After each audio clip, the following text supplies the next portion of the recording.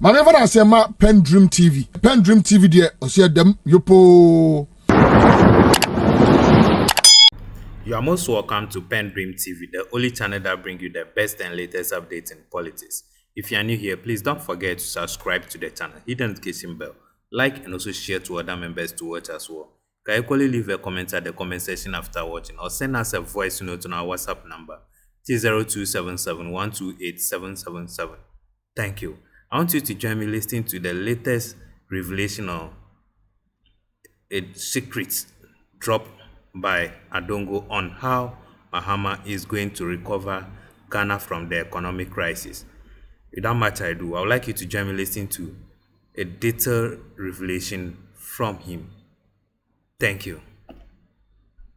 Let me welcome to my guest for tonight, the Member of Parliament for Bogatanga Central, Isaac Adongo. Honorable, welcome. Yeah, thank you. I hope you're doing well. I'm doing well, by the grace. How and congratulations on your recent appointment. Thank you very much. How does that come to you? Was that what you expected, though? In life, we don't get what we expect. We get what is available for us. Right. I think at this point, I'm okay. So what were you expecting, though? I don't want to discuss that. That's clearly not a board member of the Bank of Ghana. Well, it's part of the assignment. His Excellency has a bigger job, and he decides based on the team that he has where he wants to place everybody. And at this point in time, he believed that my services are best needed at the Bank of Ghana. Right. And he places him there. So mine is to put my best foot forward and not to disappoint him. Interesting. Now, let's talk about the economy in general. You, like I said in my intro, you've been very vocal about the economy, about the performance of the economy since the former president, Adongo took office. You've been very critical about what you believe is not going well in terms of the management of the economy. How is the economy as it stands now?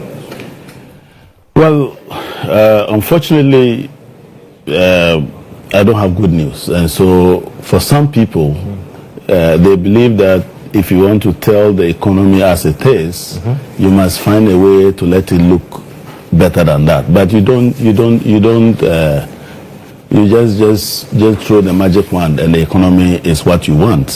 So what some people may see as lamentation is exactly what the economy is, and the state of the economy is to tell us where we are. And if it is bad, you can conjure it. So if the economy as it is sounds like a lamentation, then that is what it is. It is not that His Excellency. And I'm sure you're using the word because you've heard that the minority say that John Mahama, instead of telling us the true nature of our economy, decided to just lament. I mean, if you inherit an economy that is managed almost to the point of criminality, what else can you do? When you have an economy that right ab initio, you are supposed to service debt to the tune of 280 billion.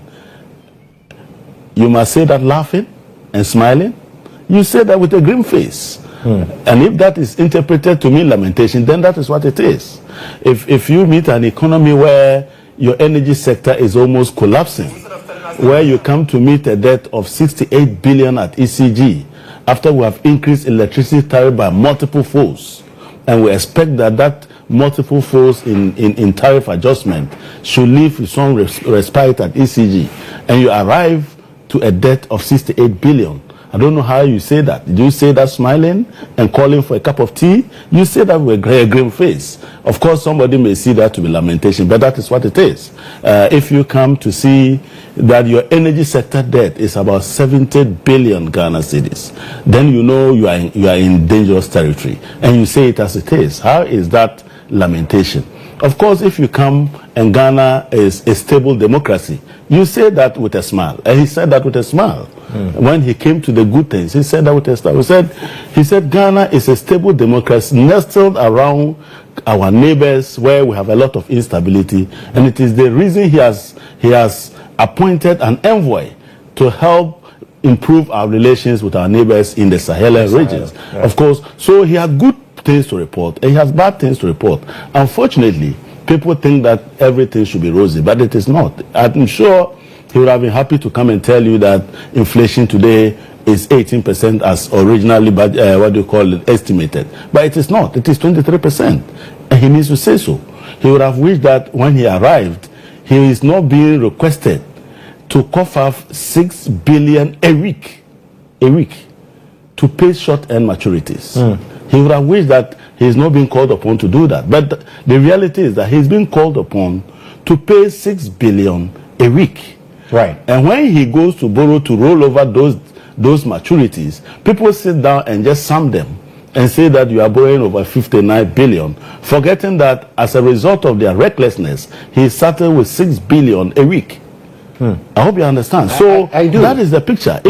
If you arrive at a time when your countrymen and women need almost 60 cedis to get $1, you can't come and say that it's the 10 cedis to $1. You will say it is 16 cedis, okay?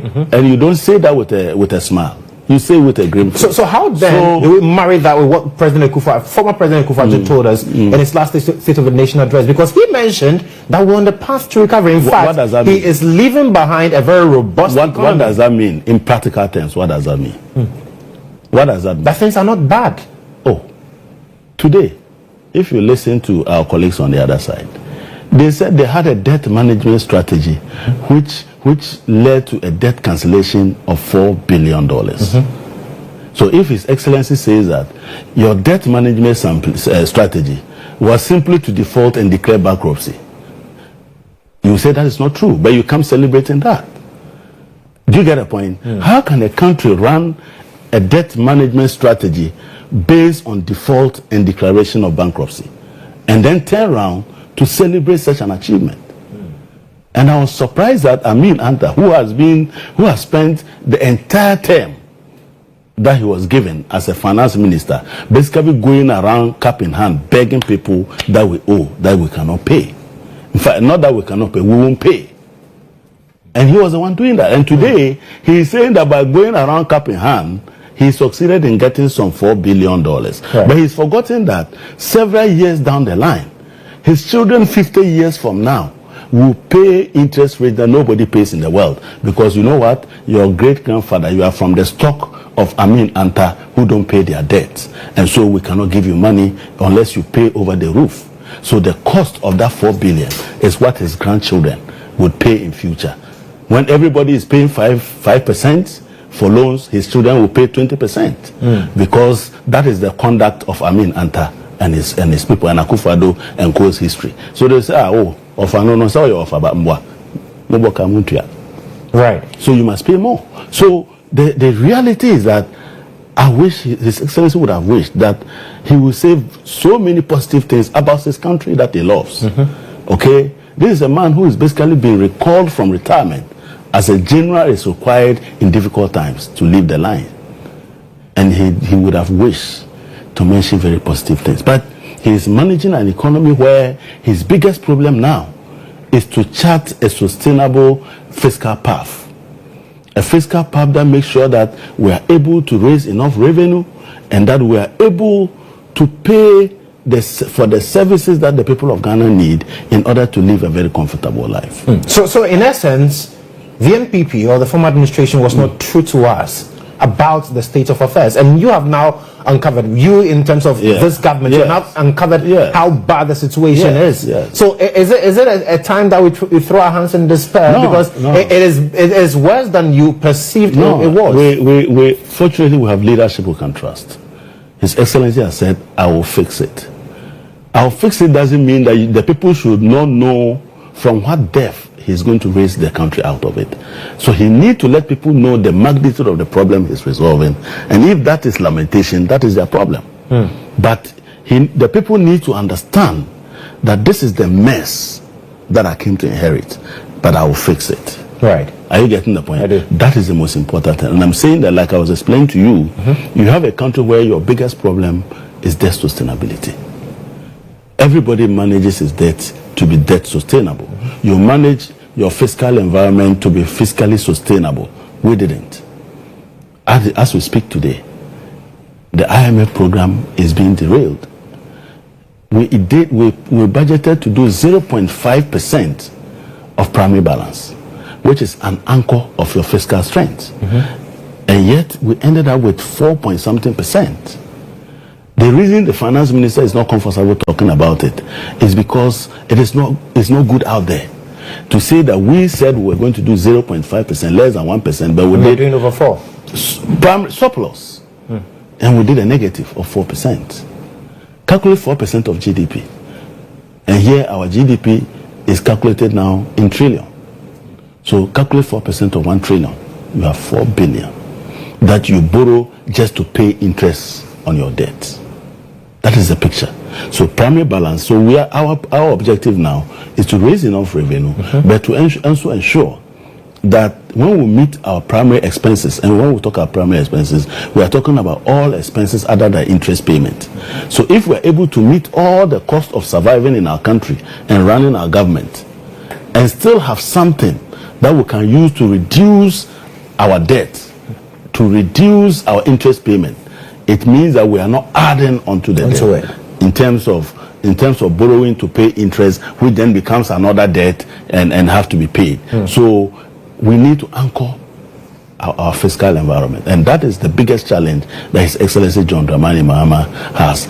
Being aware that Ghana at the moment has a lot of infrastructure deficit on multiple fronts: educational infrastructure, road infrastructure, railway infrastructure, power infrastructure, all are in disarray. And he needs to manage this economy such that he is able to deal with this and still leave something to pay some of our debt. That is one of his biggest challenge at the moment. But in doing all of this, he is aware that his allocation of resources might be so efficient that we must be able to generate growth with employment, because unemployment is our bigger problem. So we need to ensure that our fiscal activities are managed such that they throw up opportunities for the unemployed and create growth that is inclusive. Inclusiveness means that everybody is participating in that growth, not just a few rich people pushing up the GDP, but everybody is making a contribution, just like you are making a contribution at the end of the day. That is our biggest problem. And that is why he set up to reconfigure even the governance architecture. And you can see from the ministries that he has generated that there's a lot of focus on youth. Okay, and that is the bottom line of His Excellency research agenda. And at the end of the day, we want to do this, making sure that our banking and financial sector remains robust and able to fund our economy. Some people came and destroyed them, but we will fix them. We will get them to run again, and we will get them to play the role of providing support to the economy in various aspects of our economy. And that is the work that we want to do. But in doing this also, we are trying to make sure that fiscal policy is complementary of monetary policy, the Bank of Ghana, so the Bank of Ghana can be able to anchor price development, inflation, interest rates, and exchange rates. And you will begin to see clearly that even though it is early days yet, we are beginning to provide that anchor to monetary policy in terms of signaling the direction that we want interest rates to go through the drop in the treasury bills. And if you know our calculation of interest rates through the Ghana reference rate, you will realize that 60% of that is driven by treasury bill rate. So if you are saving 4% on treasury bill rate, it means that you are saving 60% of 4% on the movement of the reference rate where businessmen are supposed to pay for interest. And if that continues, then we would have actually stabilized the environment and created a much more congenial atmosphere for businessmen to fund their operations. And I'm sure you listen to the former finance minister, because when you listen to him clearly, what he's trying to say is that the NPP administration laid the foundation. Laid the foundation. So he says, for example, that they left a gross domestic international reserves of $8.9 million, and that is to show up the value of the city. Is that what really is the case? Go and read the IMF program. When IMF arrived in our country, our net international reserves could only serve 2 weeks. 2 weeks. Yes. 0.8% of GDP. When they arrived here in 2022. Okay. And the target they set for us, end period of the program, is that our net international reserve should be 2.7 billion. The end of the program, and you are already roaming at 8.9 billion. Why? What are you roaming at IMF doing? Why were you still at IMF? So what is not true? They are cooking the numbers. And you know that IMF itself has had reason to disagree with the numbers that were generated by Bank of Ghana. You have a program that says that by the end of the program, which you started 3 years from 2022, your reserve will be 2.7 billion. You haven't finished the program. You are in the second year, and you suddenly have 8.9 billion. So what are you roaming at IMF doing? So where are these figures coming from then? They are coming from their conjecture. You know, that was the reason I was very particular about Bank of Ghana several years. You saw that. Sometimes I wrote letters to the governor and said, look, the way you are calculating these numbers are not right. Okay? There are clear principles governed by a manual developed to guide the development of balance of payment statistics. And if you go through that, you will see there are several layers that are required to ensure that they are stringent and they are comparable to everywhere in the world. Ghana alone, we're living in an island and cooking data. To date, IMF has never agreed with our data. But whether you have it, you like it or not, if you don't have it, you don't have it. Well, how can you leave 8.9 billion and your cedi was roaming at 17 cedis to the dollar? And you said somebody now just arrived within 50 days. That person is sensible enough to use the 8.9 billion to bring the exchange rate to 15.9. Okay? And you are not shy to let people understand that you are such a... You know, when Hausa man says Zuku, you know what that means? I have no idea. Danderhead. Right. That means you are such a danderhead that you didn't know how... So you mean if indeed we had these reasons, so you had then the city should not have been behaving the way it $8.9 billion. And you were roaming around crying for $3 billion. Well, they said as at the end of 2024. This is what they left. Yeah, that's what I'm saying. So, and how come they, for how many years, they were struggling to bring the cedi down from 17 cedis to the dollar, and they were sitting on $8.9 billion. Somebody came just 50 days. He has used the same 8.9 billion you claim to bring the cedi to 15.9 at the Forest Bureau, not interbank. Are you suggesting that that person is more of a human being than you, or that person is capable of thinking than you? Clearly, there was nothing. But couldn't that be the reason why we saw the cedi also performing well, getting to the end of the year 2024? Really? What was the rate? It was coming around 14. Who? Where did you get it? The cedi never came down? No. 14, not even interbank. When we took over, the cedi was almost heading to 16.4. And they said they were sitting on 8.9 billion. Yes, of reserves. Of reserves. Yes. Are those dollars sitting in the Bank of Ghana or Amin's auntie's house? I mean, you are on the board now. You should know.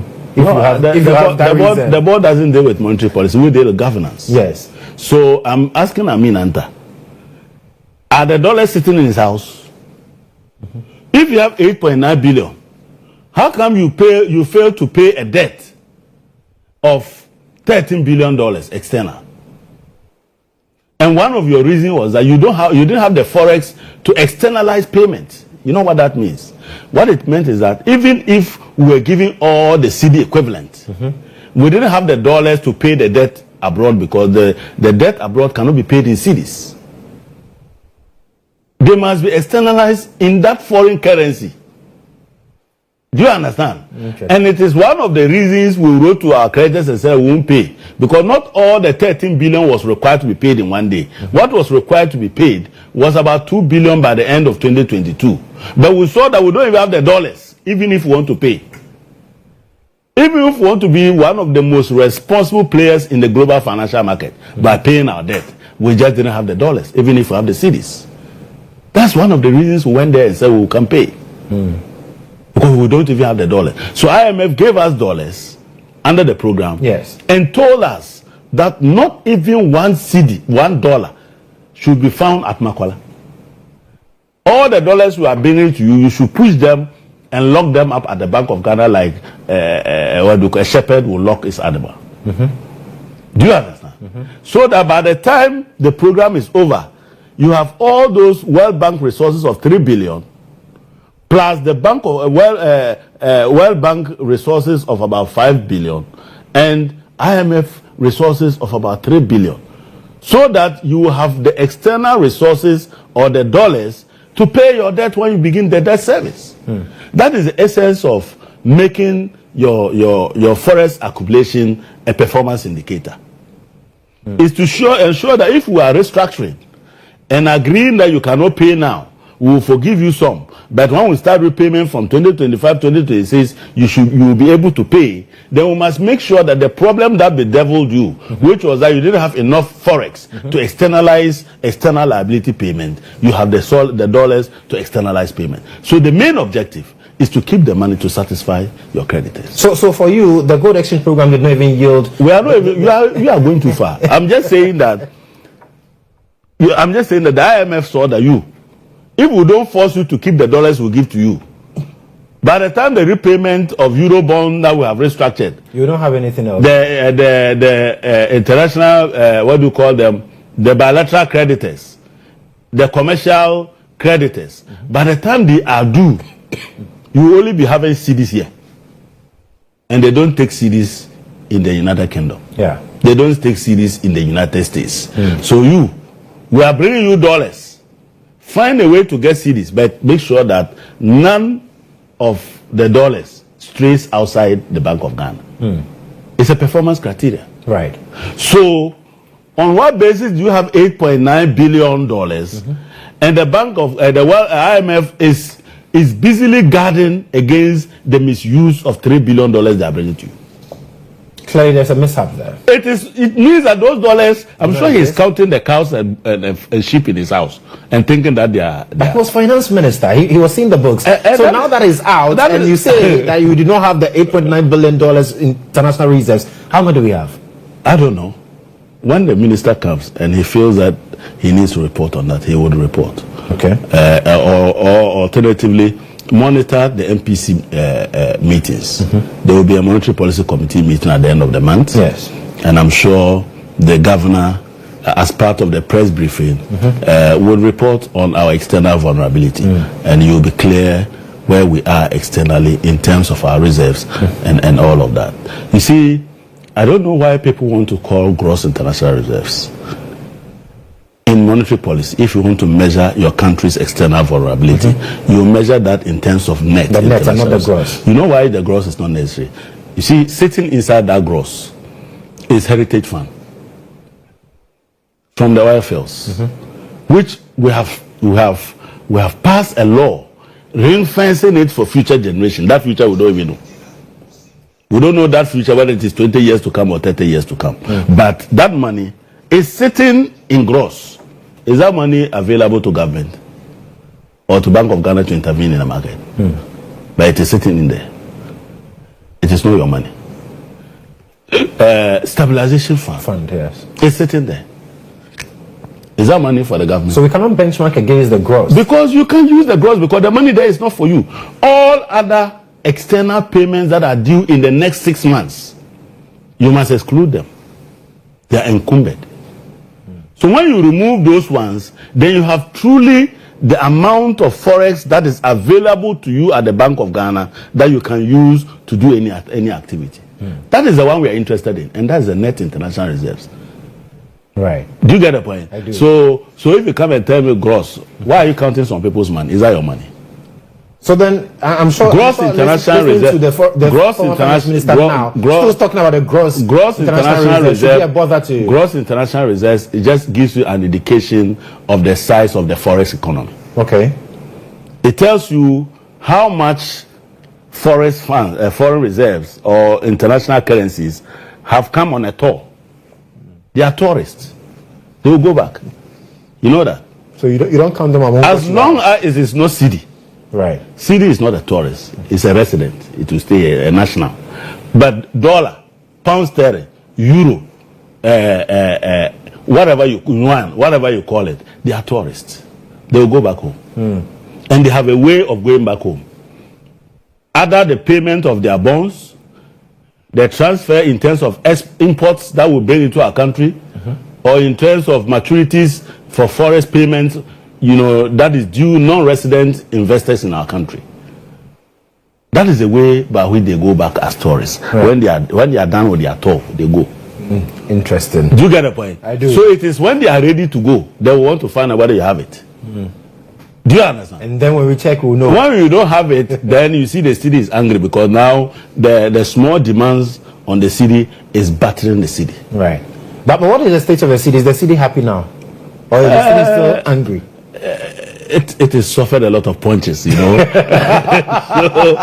so what we are seeing is a city that is now resting at its corner. You know, smiling too ready much. to do gaga, you know. And we'll make the city do gaga. You'll make the city. Oh yeah.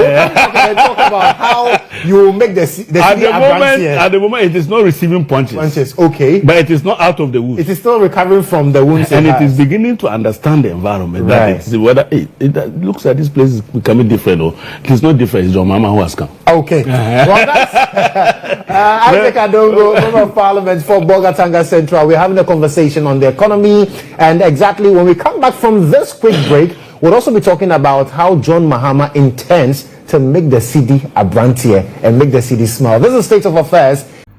Thank you for staying tuned. PENDREAM TV really appreciates your time on the channel. And once again, say God bless you for the good work you are doing. And to all our cherished members, new members, we urge you to subscribe to the channel, hit the notification bell, like and also share to other members to watch as well. Do turn the notification bell on to keep you updated. Thank you. Debi kama mamena PENDREAM TV ase. Now so far so good. Say open online portal e wo Ghana. Nipa share, nipa follow, nipa comment here. To my best of knowledge, without any biases, PENDREAM TV.